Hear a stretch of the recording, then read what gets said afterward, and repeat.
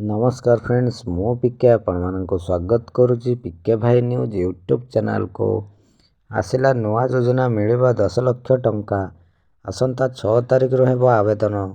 एने कौन बड़ा अपडेट अच्छी चलतु जाना वीडियो माध्यम ता पूर्व चैनल रे नुआ थे पिके भाई न्यूज यूट्यूब चैनल को सब्सक्राइब कर साइड रे बेल आइकन प्रेस कर दिंतु, जहाँफल आगू जहाँ सब केंद्र और राज्य सरकार तरफ नुआ योजना कि अपडेट आसो प्रथम आपण पाखे पहुँची पार। एवं चलतु संपूर्ण वीडियो उपरकू।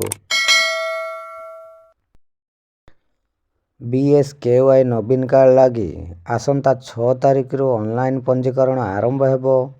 16 तारिख जाए आवेदन करी हेबो। ऑनलाइन पंजीकरण लगी लोकंक मध्य सचेतनता सृष्टि करने पर स्वास्थ्य विभाग पक्ष निर्देश दिया जायछि। एने सोमवार स्वास्थ्य और परिवार कल्याण विभाग सचिव शालिनी पंडित समस्त जिलापाल को चिट्ठी लिखिछन्ति एवं चिट्ठी लेखा जायछि मुख्यमंत्री BSKY नवीन कार्ड माध्यम BSKY को व्यापक करने पर घोषणा करिसन्ति। जो हिताधिकारी माने BS कार्ड पाई नाहंती से माने नाम पंजीकरण करेंगे। सरकारी कर्मचारी, सरकारी पेंशन उपभोक्ता और करदाता माने एथिलागी उपयुक्त विवेचित हेबे नाही। वर्तमान BSKY अंतर्भुक्त होई नथिया व्यक्ति माने BSKY नवीन कार्ड लगी योग्य विवेचित हेबे।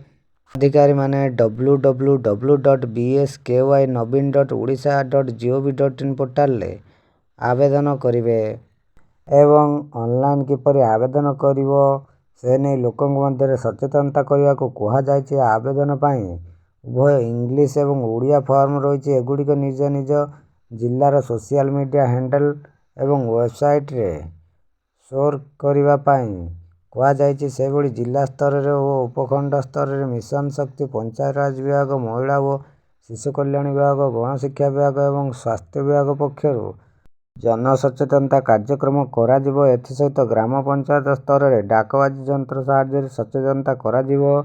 एसबु कार्य पाई प्रत्येक जिला निमंते 1 लाख टंका दिया जिवो। जदि अधिक आवश्यक पड़े तेबे राज्य स्वास्थ्य आश्योरेंस सोसाइटी रु टंका दिया जिवो। एही सचेतनता अभियान 16 तारिख पर्यंत चलाइबाक चिठी रे उल्लेख अछि। तो यह तो थिला आपण मानक पई बहुत बड़ अपडेट। एही इनफॉरमेटिव वीडियो पाइबा पई आम चैनल पिके भाई न्यूज यूट्यूब चैनल को सब्सक्राइब कर साइड रे बेल आइकन को प्रेस कर देंतु। थैंक्स।